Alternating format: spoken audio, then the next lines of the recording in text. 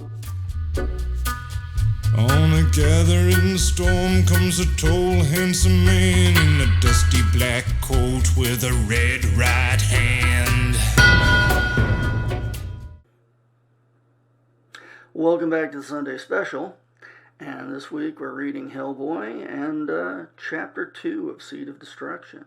So let's just dive right into that.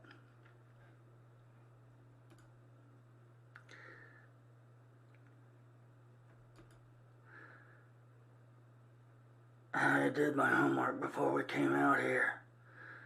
The house is called Cavendish Hall. It was built about 150 years ago by the first of the Cavendish family to come to America.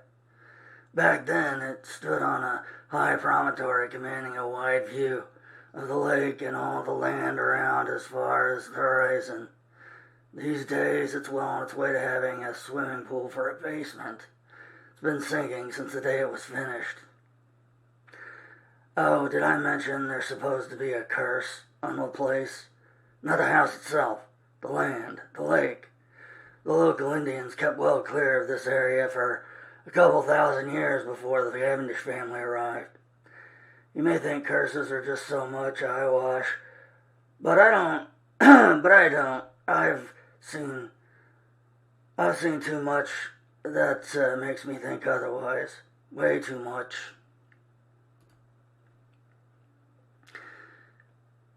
If I have a real name, I've never known it. I'm called Hellboy. I'll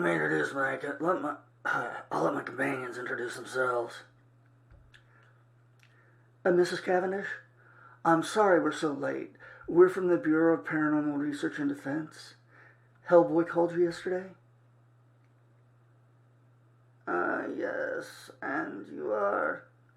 Elizabeth Sherman. And this is Dr. Abraham Sapien. Ma'am? I'm very pleased to meet all of you. You've missed dinner, I'm afraid. Here, let my man take your bags to your rooms. I hope you have not had a wasted journey. I'm afraid I don't know any more now than what I told your Mr. Boy yesterday on the telephone.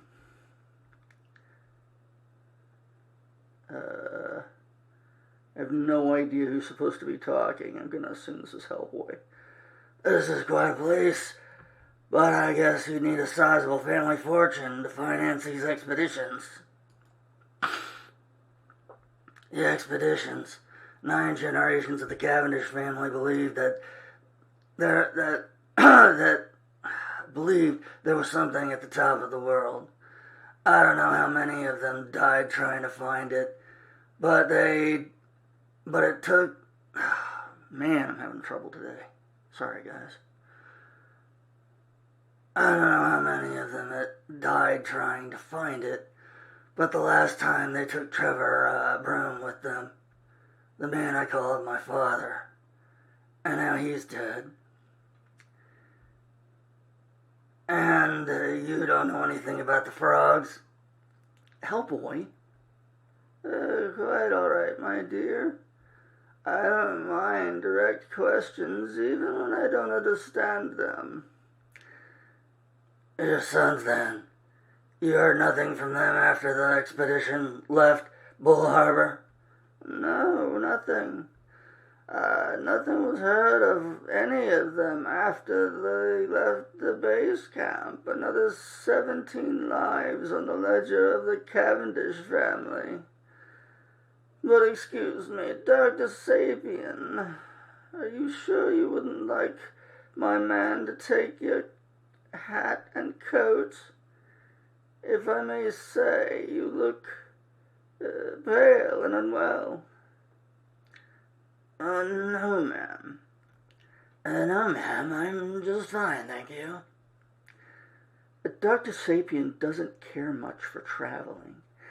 Now, since you say you don't mind direct questions, I have a couple, such as 9 generations. Seems an awfully long time for a family obsession. Let's see. Does it really? Oh, does it? I really wouldn't know. It's always seemed perfectly natural to me. In all my life, I've never known any other way. Our family fortune was founded in Europe by Elihu Cavendish. It began as a simple whaler.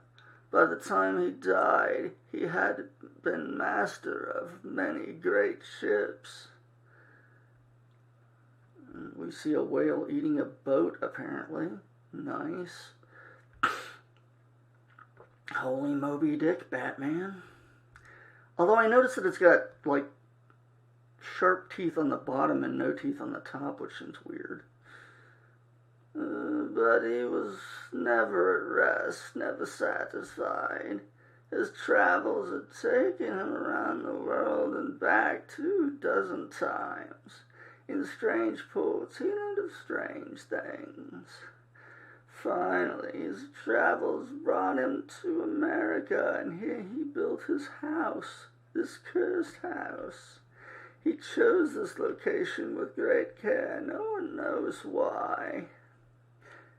With the house completed, he set about preparing an expedition to the farthest reaches of the Arctic, to search for something he learned from a scrap of ancient parchment he'd acquired in some lost corner of the world. Before he could leave, he died of typhus. He was one of thousands who died that year. As much as anywhere else, I suppose that is where our curse was begun. Elihu Cavendish's unfulfilled quest has haunted every male of the family ever since. For 9 generations, almost 200 years, each proud young man has sailed off to find, I don't know what, a dream, a myth. And now my sons are gone. My 3 boys. I prayed they would be spared, but my prayers went unanswered, and so, perhaps, the curse ends. My sons had no sons of their own. If they are dead, and I fear they must be, the Cavendish line dies with them. And soon, very soon, I will die, and this horrid old house will sink at last into the black waters of the lake and be hidden forever from the eyes of God. We're very sorry, ma'am. Thank you, Mr. Boy. I was sorry myself to hear of the death of Professor Broom. I know you and he were very close. It is most unfortunate that any outsider should have been touched by our pain. The parchment. What happened to it? Lost. Miss Cavendish, the rooms are ready for your guests. Thank you. I hope you will all forgive me. It's been a long day, and I'm very tired. And I'm sure you must be tired, too, after your journey. Yes, thank you, ma'am. Oh, no, just yes, thank you. Sorry. Yes, thank you. We can continue our questions tomorrow morning.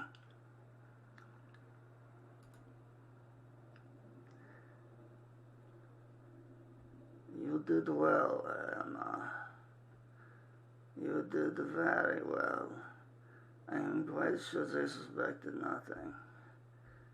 My work here can be completed now even sooner than I had planned. And then your promise. My promise is kept, Emma. I return your 2 oldest boys to you. Children, come and kiss your mother good night. This is your room, Miss Sherman. I trust you will find it comfortable. Your room is at the end of the hall, gentlemen.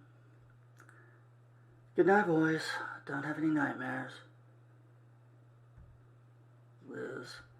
Liz, I suppose I should tell you something about Liz. Here's what it says in her dossier. Sherman Elizabeth Ann, born Kansas City, Kansas, April 15th, 1962. Pyrotechnic abilities, first manifestation at age 11. Resultant fire level 1 city block, total fatalities 32, including three firefighters. Including three firefighters.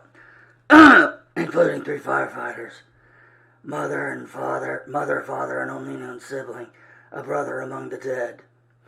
Became ward of BPRD in 1974. Has been trained to properly control her pyrokinetic abilities. Last uncontrolled manifestation, July 4th, 1984. Pretty impersonal. You'd hardly even guess they were talking about a human being. As distinct from the gentleman I'm sharing a room with.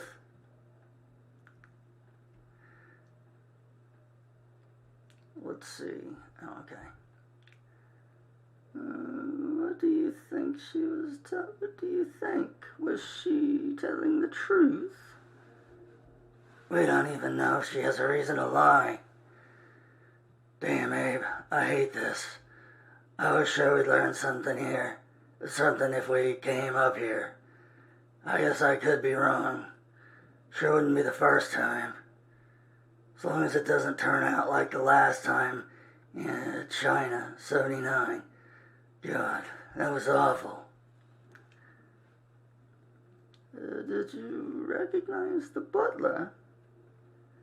You know, he did look sort of familiar. Very, in fact. He looks just like the man in this picture of the expedition. Only just like Sven Olafsson. This makes no sense at all. Why would she lie with Olafsson parading around in front of us? We won't find out by guessing, Abe. This window is a clear drop to the lake. Time for a more direct approach. Time for you to get wet. And not a moment too soon. This bed was starting to make me feel claustrophobic. I really could use a swim. Abe. I wish I could tell you about Abe. That's not his real name. Of course, Abraham Sabian is a bit of a joke, a bit of a bad joke.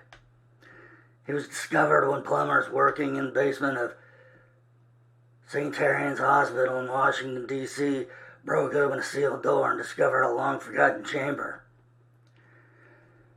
The bureau took his name from the inscription on a scrap of paper pinned up near the tube, the day President Lincoln died, Ictio Sabian, April 14th, 1865.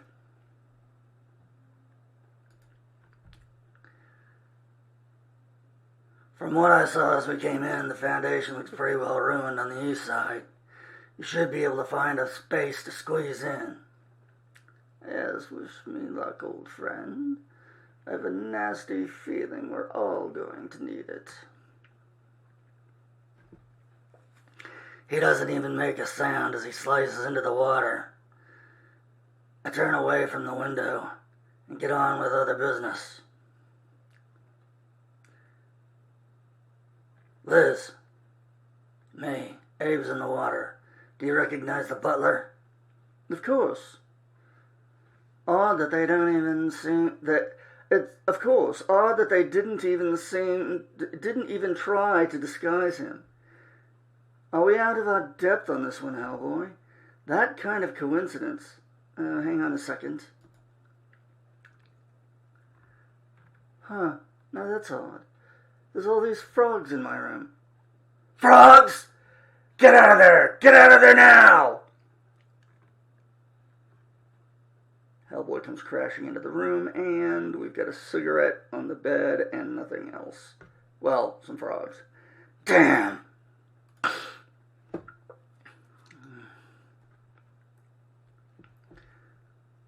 Is there a problem, sir? You! Where is she? Where's Miss Sherman? What's going on here? I'm terribly sorry, sir. I'm afraid I don't know what you're talking about. Wrong answer. You got 3 seconds to start talking. 1, 2, 3. Oh, no, you don't. I hit him as hard as I can with my flesh and blood hand. The way he bounces back, I might as well have hit him with a lily pad. So for my second swing, I go straight for the big guns. Nobody knows where my stone hand came from, or how it got grafted onto my arm. But in a fight, that's better than a sledgehammer. Unfortunately, it seems my froggy friend is tough enough to take whatever I hand out. I bounce off the vaulted ceiling like a sack of wet cement. A piece of my brain registers the damage to the fine old architecture. My last calm thought for a while. I land on my feet. And I land mad.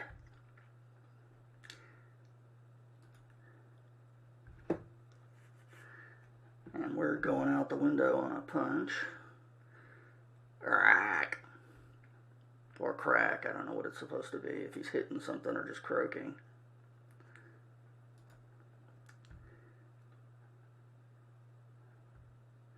If there's anything left in you that can still talk, start now. Last chance. No? Crash. Well, that's all for you.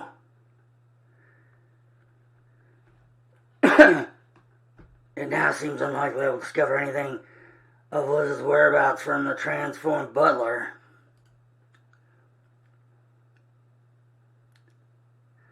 And just about then I realized Abe's been gone way too long. Hellboy was right about the foundation. I have found a way through easily. It's amazing the old house is still standing. The lower walls are so full of holes. The water is darker than anything I've swum into before. It seems almost to cling to my skin like an ink, like oil. And there's nothing alive down here. No animals, no fish, not even algae. A place of death, old death. As I reach to the surface, I begin to think. A place of new death, too. Miss Cavendish, ma'am. Damn. The marks on her are the same as on the adopted body of. Blah. The marks on her are the same as on the body of my adopted father. I should have known. I should have done something to protect you. Oh, don't distress yourself, creature.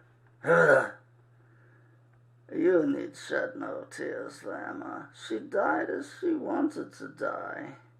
She met her end at last in the loving embrace of her children. 2 of them, at least. You killed the 3rd. That voice. I know that voice. Of course you know my voice, creature. I am your master, your true father upon this plane. 50 years ago I summoned you forth from shadow. Kneel before me, creature. Surrender unto me, and you shall live to see the dawn of this world, the new dawn of this world. I don't think so. crack, whatever this is. Oh, something coming up through the floorboards. What in... The tentacles are like the frog thing's tongue. At their touch, I go numb all over. The old wizard seems to drone on from 1,000 miles away. Be not too quick to refuse your destiny, creature. I know the secrets you have sought so long. Whence you came and why. So think a while, creature. Consider the role you were summoned to play. Stand beside me. Let me harness the power you hold in unknowing in your right hand, or die. And that's the end of Chapter 2. Next time on Sunday Special, we'll dive into Chapter 3. Thanks for watching. You're one microscopic cog in his catastrophic plan, designed and directed by his red